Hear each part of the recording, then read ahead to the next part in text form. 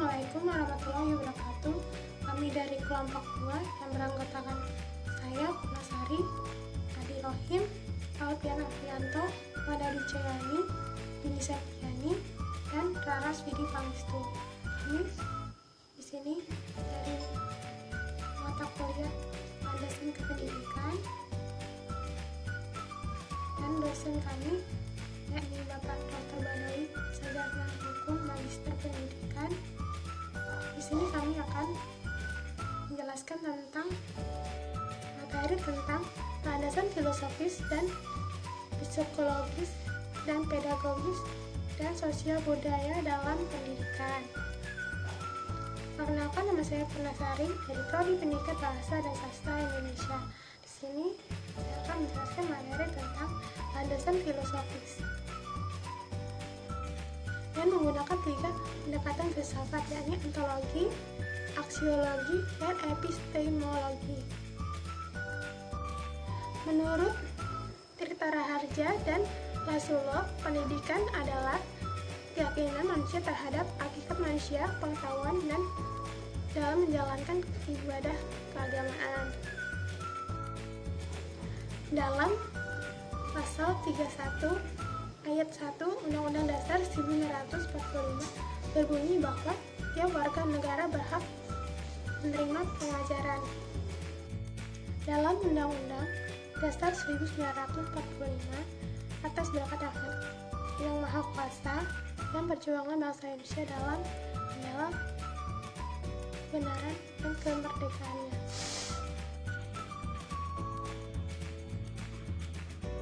Assalamualaikum warahmatullahi wabarakatuh. Perkenalkan, nama saya Adi Rohim, saya dari Prodi PBSI Pendidikan Bahasa dan Sastra Indonesia semester 1. Di sini saya akan melanjutkan materi selanjutnya. Hakikat manusia. Manusia adalah ciptaan makhluk Tuhan Yang Maha Esa. Manusia adalah kesatuan badani rohani yang hidup dalam ruang dan waktu, sadar akan diri dan lingkungannya, mempunyai berbagai kebutuhan, dibekali naluri dan nafsu, serta memiliki tujuan hidup. Dalam eksistensinya, manusia berdimensi atau beraspek individualitas atau personalitas, sosialitas, kultural, moralitas, dan religius. Adapun semua itu menunjukkan aspek interaksi atau komunikasi vertikal maupun horizontal, aspek historisitas, dan aspek dinamika, sebagaimana tersurat dan tersirat dalam uraian di atas. Pancasila akhirkan bahwa eksistensi manusia bersifat monopluralis tetapi bersifat integrasi. Berkenaan dengan ini, Pancasila menganut asas ketuhanan Yang Maha Esa. Manusia diyakini sebagai makhluk Tuhan Yang Maha Esa, mendapatkan panggilan tugas darinya, dan harus mempertanggungjawabkan segala amal pelaksanaan tugasnya terhadap Tuhan Yang Maha Esa. Aspek religius. Asas monodualisme. Manusia adalah kesatuan badani rohani. Ia adalah pribadi atau individual tetapi sekaligus insan sosial. Asas pluralisme. Meyakini keragaman manusia baik suku, bangsa, budaya, dan sebagainya. Asas nasionalisme dan eksistensinya. Manusia terikat oleh ruang dan waktu. Asas internasionalisme. Manusia Indonesia tidak akan meniadakan eksistensi manusia lain baik sebagai pribadi. Asas demokrasi dalam mencapai tujuan kesejahteraan bersama. Asas keadilan sosial dalam merealisasikan diri. Manusia harus senantiasa menjunjung tujuan kepentingan bersama dalam membagi hasil pembudayaannya. Assalamualaikum warahmatullahi wabarakatuh. Assalamualaikum warahmatullahi wabarakatuh. Perkenalkan, nama saya Madari Jayani. Di sini saya ingin menjelaskan tentang intisari landasan kependidikan materi ke-9. Manusia dapat memperoleh pengetahuannya melalui berpikir, pengalaman empiris, penghayatan, dan intuisi alam konteks interaksi atau komunikasi dengan segala yang ada dalam kehidupan. Kebenaran pengetahuan ada yang bersifat mutlak seperti dalam pengetahuan keagamaan, tetapi ada pula yang bersifat relatif seperti pada pengetahuan ilmiah. Aksiologi atau hakikat nilai. Sumber segala nilai hakikatnya adalah Tuhan Yang Maha Esa. Manusia adalah makhluk Tuhan, insan pribadi atau individual, sekaligus insan sosial. Hakikat nilai diturunkan dari Tuhan Yang Maha Esa, masyarakat, dan individu. Nilai individu dan nilai sosial tidak boleh bertentangan satu sama lain, dan keduanya tidak boleh bertentangan dengan nilai dari Tuhan sesuai dengan agama masing-masing. Dasar filsafat atau pandangan hidup yaitu Pancasila. Bangsa Indonesia memiliki filsafat pendidikan tersendiri, antara lain pendidikan. Pendidikan adalah usaha sadar dan terencana untuk mewujudkan suasana belajar dan proses pembelajaran agar peserta didik secara aktif dapat mengembangkan potensi dirinya untuk memiliki kekuatan spiritual, keagamaan, pengendalian diri, kepribadian, kecerdasan, akhlak mulia, serta keterampilan yang diperlukan dirinya, masyarakat, dan negara. Terdapat pada pasal 1 Undang-Undang Republik Indonesia Nomor 20 Tahun 2003 tentang Sistem Pendidikan Nasional. Yang kedua, tujuan pendidikan yang bertujuan untuk berkembangnya potensi peserta didik agar menjadi manusia yang beriman dan bertakwa kepada Tuhan Yang Maha Esa, berakhlak mulia, sehat, berilmu, cakap, kreatif, mandiri, dan menjadi warga negara yang demokrasi serta bertanggung jawab. Terdapat pada pasal 3 Undang-Undang Republik Indonesia Nomor 20 Tahun 2003 tentang Sistem Pendidikan Nasional. Sekian yang dapat saya sampaikan, saya akhiri. Wassalamualaikum warahmatullahi wabarakatuh. Assalamualaikum warahmatullahi wabarakatuh. Perkenalkan, nama saya Dini Septiani, Prodi Pendidikan Bahasa dan Sastra Indonesia. Di sini saya akan menjelaskan tentang materi landasan filosofis dan psikologis pedagogis pendidikan sekolah dasar. Yang dimaksud dengan pandangan filosofis adalah cara melihat pendidikan dasar dari hakikat pendidikan dalam kehidupan manusia.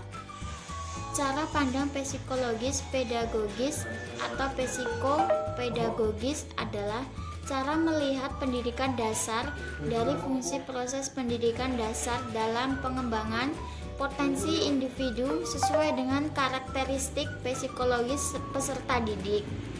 Sedangkan cara pandang sosiologis, antropologis atau sosioantropologis adalah cara pandang melihat pendidikan dasar dari fungsi proses pendidikan dasar dalam sosialisasi atau pendewasaan peserta didik dalam konteks kehidupan bermasyarakat dan proses entakulturasi atau pewarisan generasi tua kepada generasi peserta didik yang sudah mendewasa dalam konteks kebudayaan.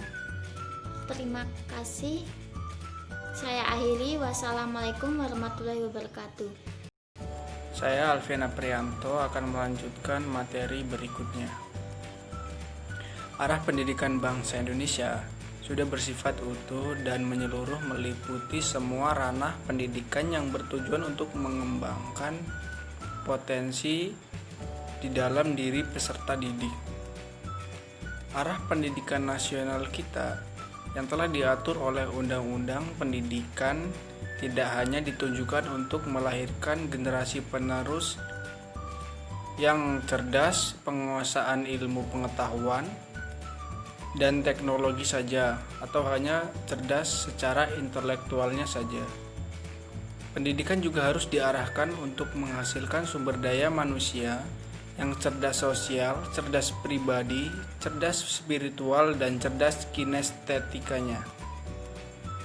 Dalam ranah tataran kebijakan arah pendidikan bangsa Indonesia, sebenarnya sudah sangat jelas.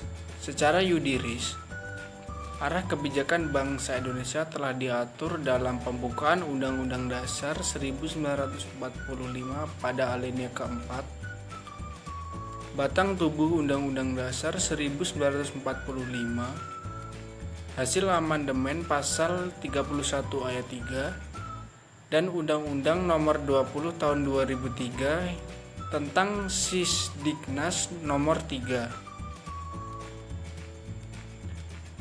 Dalam tataran kebijakan, arah pendidikan bangsa Indonesia menuntut adanya keseimbangan antar pengembang potensi fisik dan potensi pikir dengan pendidikan moral dalam rangka pengembangan potensi rasa, potensi karsa, dan potensi religi. Assalamualaikum warahmatullahi wabarakatuh. Perkenalkan, nama saya Rana Sudi Pangestu dengan NIM 288801029 Prodi PBSI semester 1 dari kelompok 3 akan menjelaskan materi B landasan sosiologis. Manusia adalah makhluk sosial mengacu pada hubungan antara individu, antara masyarakat dan individu dengan masyarakat. Hidup di masyarakat itu merupakan manifestasi bakat sosial anak. Oleh karena itu, aspek sosial melekat pada diri individu yang perlu dikembangkan dalam perjalanan hidup serta dididik agar jadi matang. Pada intinya, tujuan pendidikan adalah untuk membentuk karakteristik yang bertakwa kepada Tuhan Yang Maha Esa. Selanjutnya, ciri-ciri dari sosiologi adalah sebagai berikut. 1. Empiris adalah ciri utama sosiologi sebagai ilmu, sebab ia bersumber pada kenyataan yang ada. 2. Teoritis adalah peningkatan fase penciptaan tadi yang menjadi salah satu bentuk budaya yang bisa disimpan dalam waktu lama dan dapat diwariskan pada generasi muda.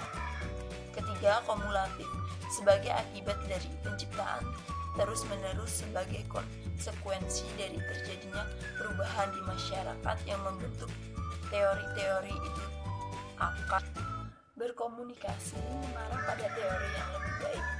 4. Nonestik, karena teori ini menceritakan apa adanya tentang masyarakat beserta individu-individu di dalamnya. Selanjutnya, di dalam proses interaksi terdapat hal-hal atau faktor yang mendasari, diantaranya 1.